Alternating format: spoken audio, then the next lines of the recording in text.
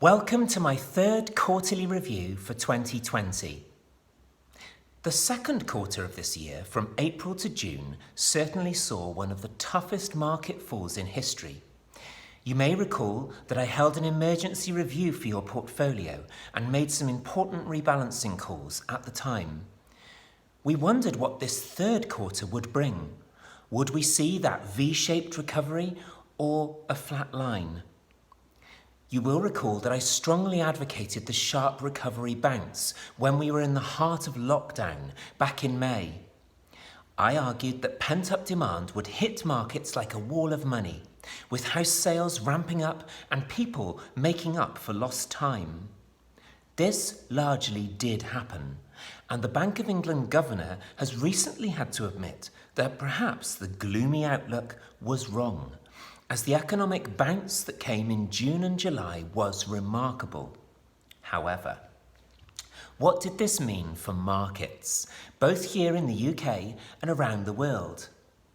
Well, the contrast couldn't be much starker than considering the FTSE 100, which is our London Stock Exchange largest company index, against the S&P 500, which is America's comparable stock exchange.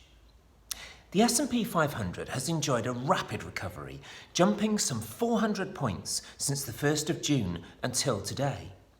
That represents a gain of around 12.2% over this past quarter three, whereas the UK's FTSE 100 has seen a lethargic fall of around 400 points, representing a loss of around 6.8% over the same time period. Even including dividends, a FTSE tracker would have stayed still at 0% growth this quarter, according to our research. The UK is in a real spot currently. The dual impact of a nationwide protracted lockdown and a looming no deal with the EU is causing UK stocks to be rather unloved at the moment. The furlough scheme seemed great when it was launched, and it doubtlessly saved considerable job losses.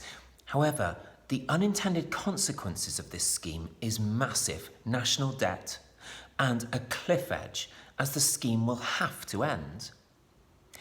I actually think that there is real potential for the UK story to turn around. In a year's time, we may well be talking about a golden age for the UK economy and markets. Right now, however, we're looking at a very negative picture and a government that seems to be constantly on the run from public opinion. Something is going to need to change. The picture in the US is not all rosy either. Jobless numbers are back on the rise and consumer confidence is falling quickly. This is no time for presidential elections and the market uncertainty that will cause. Whilst US growth is key, we need to be very careful to avoid US equity bear traps. Emerging and Far East markets have picked up somewhat from their remarkable low points, and China appears to be making a solid recovery. European markets are struggling again as their governments attempt to contain the virus. However, the spurt of growth that they showed back in June gives us a clue as to the huge potential in these markets in time. Ultimately, we still will need to see a cure or a vaccine for the virus, or to see the virus leave the headlines. Once one of these occurs, global markets should get back to their high points. Add in the end of the Brexit wrangling by the end of this year, and it is possible to get quite excited about UK markets. This quarter, we were delighted to see that every one of our 8 client model portfolios grew pleasingly. This was against a very gloomy UK backdrop and really backs our case for being well diversified and diligent. The difference between actively managed funds and tracker funds was notable.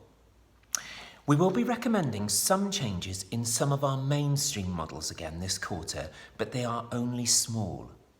I think we're in a waiting game now until a cure, vaccine, or lessening of the virus comes. Then get ready for liftoff. I hope that you enjoy your quarterly portfolio review now. And as always, we're here for you 100%. If you need anything at all, you are never alone. We're with you on this journey, and we're rather enjoying it. With all my best wishes.